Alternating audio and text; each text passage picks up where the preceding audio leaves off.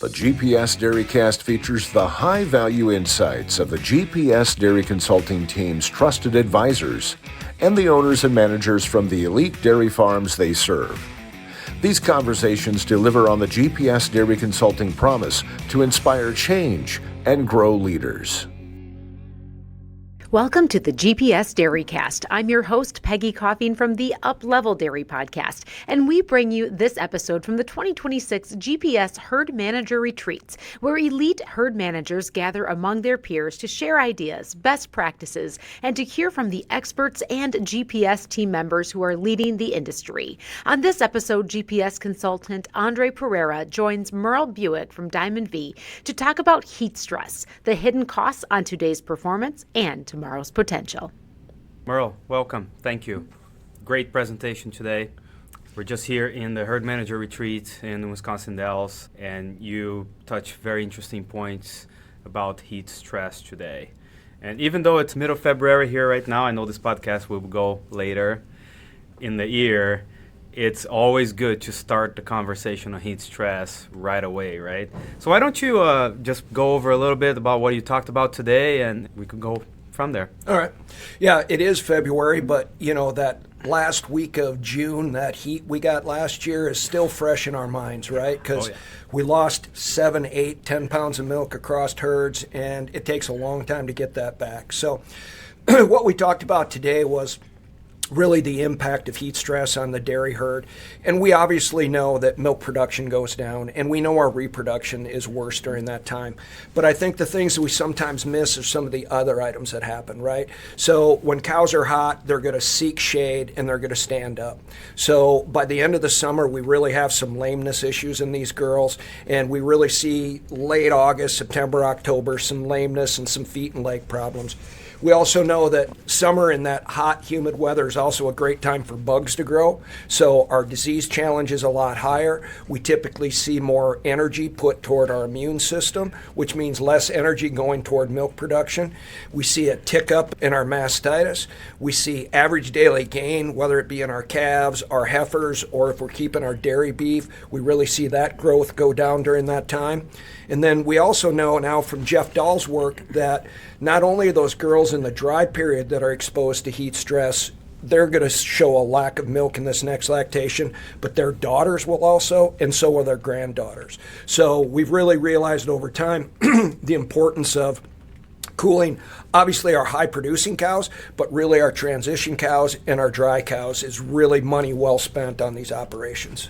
It's interesting to hear Dr. Dahl sometimes that he always gets the question, right? Who do I cool first, or who should I focus more on cooling next? Is it the dry cows? Is it the close-ups? Is it the cows in the herd? Last time I heard that question, he actually said, well, cool all the cows. Come on, let's make them look good. Very interesting comment on the feet problems. I heard that today in the presentation, and you just mentioned it again. What are some of the recommendations you had and some of the things you showed to try to decrease this stress and decrease this disease pressure? Well, I think we created some of our own problems when we first set up some of our heat systems, right? So we put sprinklers over the feed alley and we put fans over the feed alley. And we didn't think far enough to really encourage those girls to go lay down in the beds. So through the middle of our heat, those girls would go up, they'd eat, they'd stand under those feed line sprinklers, and then they'd stand there all day and get cooled by the fans. So really moving those fans, or at least adding fans over the beds, really goes a long way to encourage cows to lay down and takes a lot of stress off that lameness. What's the temperature? What are you looking at temperature there? When do we look at it and say, this is not a good day for the cows? Well, I think it's a combination, Andre. It's not just temperature, it's temperature and humidity. So we know that a cow at 75 degrees and 75% humidity is under as much heat stress as a cow at 88 degrees with 10% humidity. So it's not always just a straight temperature. It's more of the equation of heat and humidity. But we like to see the fans go on at about 65 degrees, and then somewhere between 65, 68, right in there, that's when we start adding the water to the cows. And then we increase the interval of wetting them down as the heat goes up. And why should we increase that interval? Can you expand a little bit more on that? Because I saw a lot of our producers here today taking pictures of your recommended times and Yep. intervals and all of that. Can you expand a little bit more on those intervals? So I think the basis of it is we cool cows in two different ways, right? It's convection and conduction. So obviously we have fans on most of our farms, and that moving of that air and removing that heat from the cows is a big part of heat abatement. But the conduction that we get from putting cold water onto their backs, pulling that heat out and moving it along, that's another big part of it. So we do have some facilities, whether they be cross vents, whether they have a digester, perhaps if we're using biosolids, we don't want that water in our beds or in those pens. But as our heat increases, the frequency of adding water to them really makes a big impact. When we looked at cooling cows over a stress period, the addition of water and the interval of it makes a huge impact. So is there a difference between having a 30-minute interval soaking cows, a 20-minute interval, or a 9-minute interval? Yeah, we do see a difference in it. We typically start in that on for 1 minute and maybe off for 14 minutes when we first start our sprinklers, to getting to where we're on for a minute, off for 3 minutes when we're getting our hottest weather. Wow. Okay, and tell us a little bit about this water. You mentioned the size of the droplets of water affects the cows. Can you tell us a little bit more about that? Yeah, if you've ever been to Arizona and sat out at a bar and they've got the misters, and that water gets fine particles and then it evaporates and it cools the air. Well, that works great in Arizona, or if we have really dry humidities. But in Midwest, in Wisconsin up here, our humidity's so high that doesn't allow those droplets to evaporate and cool the air. What it simply does is add more humidity to our air and actually can increase our problems. So what we're looking for ideally is big droplets of water that can soak through the hair of the cow and pull that heat out. Those misters sometimes can create more problems than they're worth, because we kind of create a light blanket of water particles over the cow that doesn't let the heat escape. So the idea there basically is we need to soak those girls down to the skin to release that heat and bring it up. You also mentioned a little bit about the holding pan before the parlor there, and the importance of cooling cows at that stage. If you can expand a little bit more on that. I think it was very interesting that something we never think about, right? They're there 3 times a day, right? 2 to 3 times a day, right? So I think there's two things. One, it's the worst environment on our dairy, right? We're taking our high producing girls, we're taking middle of the day if we're milking 3 times a day, we're packing them into a tight little area, and these girls are maybe 100 days pregnant, so they've got a fermenter going, they're producing a ton of milk, they've got a calf in them, their heat level is quite high. So that's really the worst environment, so to cool them there is extremely important. The other thing is, it's really a nice place where we get the most bang for our buck, because all of our lactating girls are going to go to that area 2 or 3 times a day. So it doesn't just affect a few cows. We get to leverage that cooling over our entire herd. So as we're talking about adding sprinklers and adding the fans, one interesting question that came up in the presentation today was about the amount of water in the manure system, and how, if that's a problem, do we get rid of it more often? Is that costly? What are your thoughts on that? I always tell folks, the more water we put on the cows and the more we invest water in our cooling, we will end up hauling more manure out of our pit. The other counter to that is we're also going to haul a lot more milk out of our parlor, right? So I think a lot of times folks are hesitant to put water because of those hauling costs. However, I really think in the middle of the summer in our hottest conditions, a lot of that water that we apply evaporates off. Not as much as we originally think goes into those pits. So I'm a big fan of water, but there are facilities that water doesn't work quite as well. A gentleman mentioned today they have biosolids, so they didn't want any water. They don't want wet cows to make wet beds. There's also digesters that too much water in the system can cause some of those issues. And some of the cross vents don't allow for water as much because we'll get more drift and we'll get water on our feed lane. So there are certain situations where it doesn't work, but our traditional freestall barns, I'm a huge believer in adding water and putting it on them.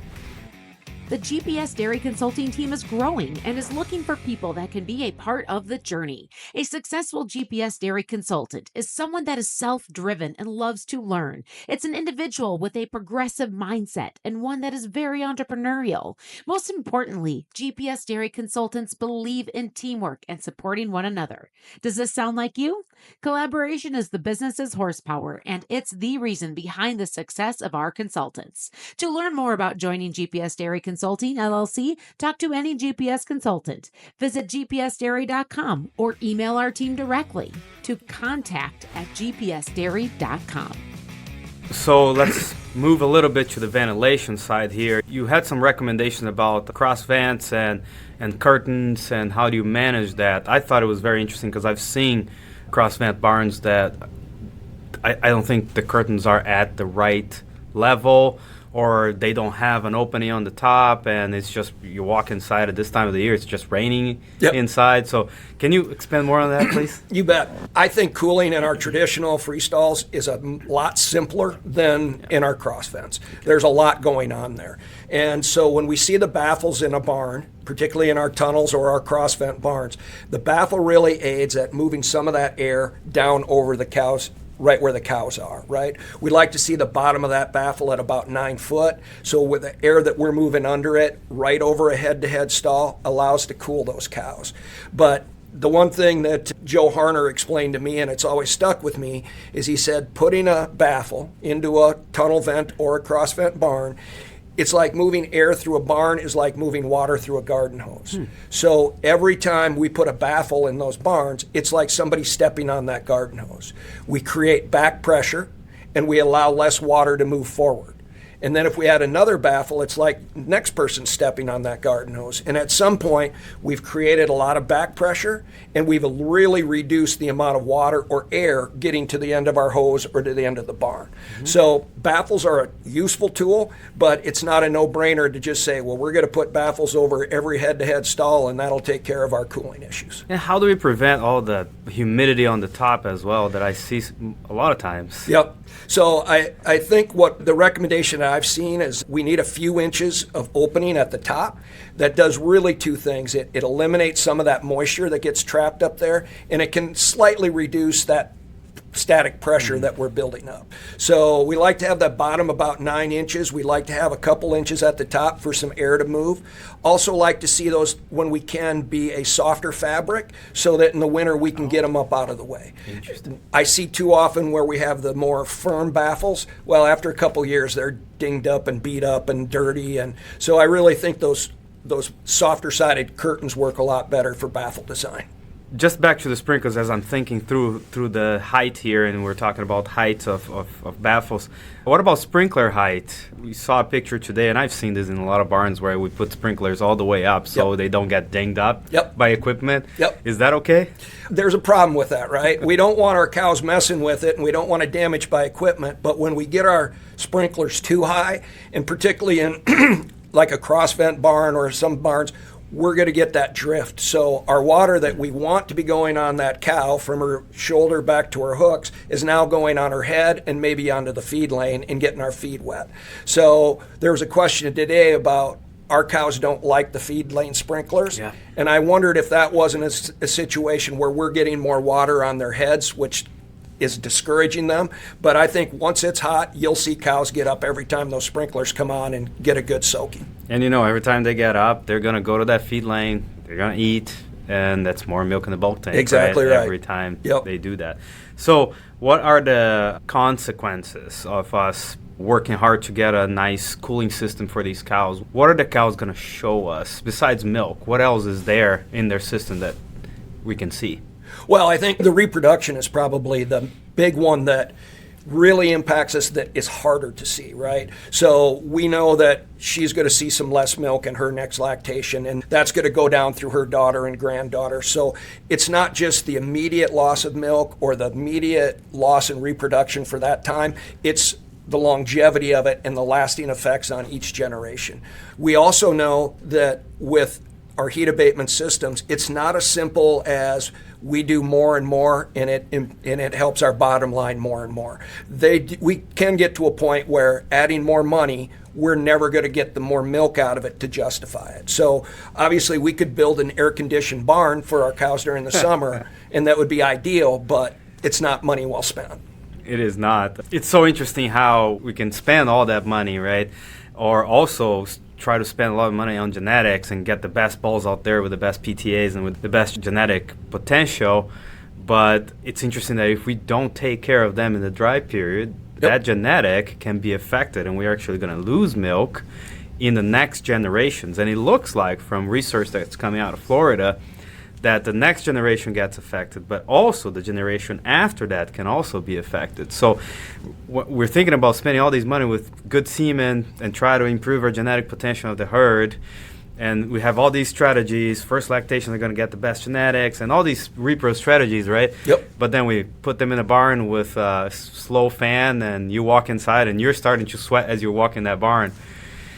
Well, it's not going to be money well spent, right, if you're not taking care of the cows, right? Yep. So that's very interesting. I think when we first started putting in heat abatement systems in the Midwest, we really focused on, let's look at our high-producing cows. Let's look at our money makers. And a lot of times, dry cows were a sight unseen, so we didn't think about them, right? And so we did very little for those girls. And now, over the years, that's the one big aha, I think, from the heat abatement, is that dry cows need to be maybe our primary focus, not our last focus.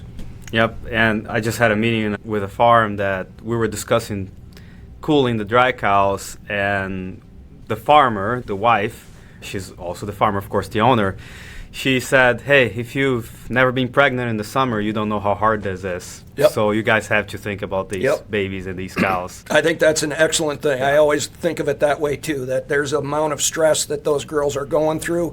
And a lot of times, we give all our facilities to our milking cows, and we've got an old barn in the back, and we're really not using it. And I think we can put the dry cows in there, and that's really what bites us, I think. Yep, absolutely. It's all fun and games, right? But at the end of the day, it's all about money. Yep. And it's about return on investment. So what's the cost of doing this? I mean, we got to clean fans. We got to do a lot of stuff to the barn, prioritize what we're going to do first, and how much does it cost? Excellent question. I think for a lot of dairies, at least up in Wisconsin, we saw these systems go in about 20 years ago, 25 years ago. And on many dairies, they really haven't been looked at since. So when we go into the barns, one of the obvious things I see is dirty fans. So the 3-foot, the 4-foot basket fans with the mesh on the front, those get filthy. And it does not take much dirt on a fan to reduce its efficiency by 50 to 70%. Wow. Now, the beauty of that is that fan that's only pushing 30% of the wind that the clean one is costs just as much money to run. Right? So one of the best things we can do from a return on investment is make sure that our fans are clean. Second, I think we're coming into a little bit of a lower milk price, so we're going to have to prioritize where we spend our money. I believe the worst environment on a dairy is in our holding area. Those cows are there typically 3 times a day. We're packing them in tight. So that's really where I want to make sure I've got sprinklers soaking those cows very well, and I want fans to be able to move, and that's maybe where I'm looking at even more volume of air. So 7 to maybe 10 miles an hour for wind in that cows, because we've got them stacked in there, so it doesn't allow the wind to move through quite as well. And the amount of heat that's coming up out of that group is unlike any other group of cows on our dairy. Yeah, if you ever walked inside that holding pan, you will feel that heat. Oh, yeah. Right? Yeah, and you can feel the humidity, too. It's just terrible. What do you recommend for cleaning fans then? What have you seen? So what I think typically was done a lot is I'd see some little wagon setups where they'd put a high pressure washer on it, and they'll go in and just pressure wash them, right? 2 things that's maybe not ideal there is, one, we're typically, if we've got fans over our beds, we're getting our beds wet. And 2, the motors, if they're not direct drive or they're fan driven, those motors don't really like water, right? So we've seen more dairies go to high pressure air, compressed air, or go those big leaf blowers and try to blow and clean their fans off that way. It seems to be a little bit better as far as not getting our beds wet and causing more issues. Okay. Money-wise, what's more expensive? More fans, more sprinklers, or that doesn't matter actually?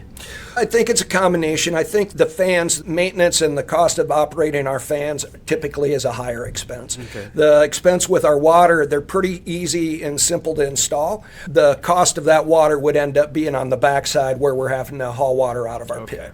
But like we talked about, a lot of that water evaporates, so it's not as much goes into the pit as we think. After we prioritize our holding area, Andre, I think then that next group is we really start to look at our pre-fresh, post-fresh, and our high-producing cows. Okay. Typically, 20 years ago, like I said, let's get all our milking cows and let's take care of them. Now we realize it's those transition girls that are going through more stress, and the economics of it aren't immediate. Do we need to hire someone expensive to just measure, see if it's working? How do we do that? How can we consultants or farmers go and measure if it's working or not? Well, I think the easy tool to get is a wind meter, right? Mm-hmm. You can go on Amazon and get a simple wind meter for pretty cheap, $20, $30 perhaps.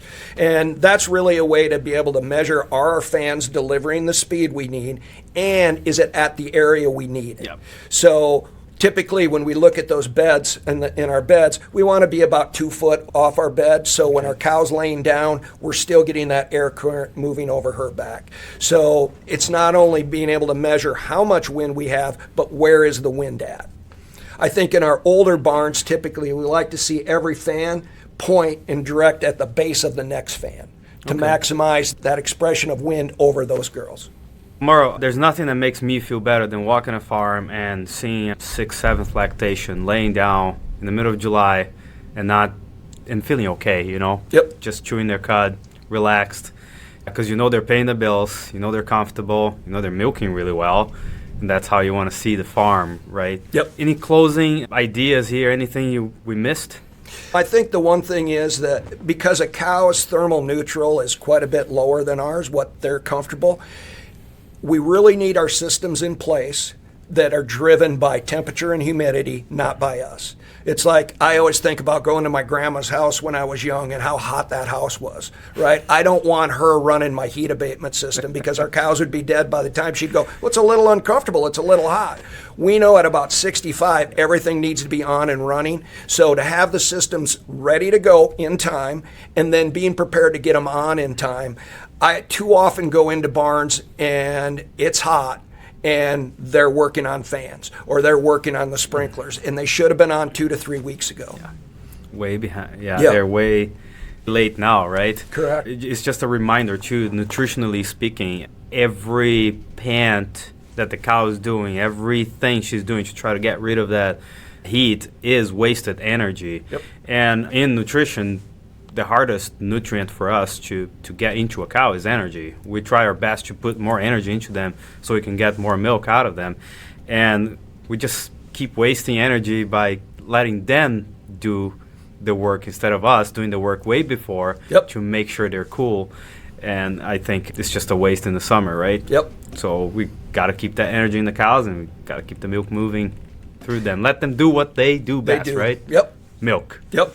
And I think we don't need a lot of fancy tools to know if we have heat abatement. You can just watch your cows and count how many breaths per minute. Yep. And once we're up in that 75 to 80 degrees, we're in heat stress. So we need to have our programs in place long before our cows start showing us those effects.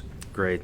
Merle, thank you very much. We really appreciate having you here today. You just heard from GPS consultant Andre Pereira and Merle Buyck from Diamond V here on the GPS DairyCAST. I'm Peggy Coffeen from the Up Level Dairy Podcast, serving as your host. And thank you for listening to this episode of the GPS DairyCAST. The GPS DairyCAST features conversations that deliver on the GPS Dairy Consulting promise to inspire change and grow leaders. If this GPS DairyCAST has you looking for more ways to become an elite dairy producer, find more information in our show notes on how you can add a GPS advisor to your team.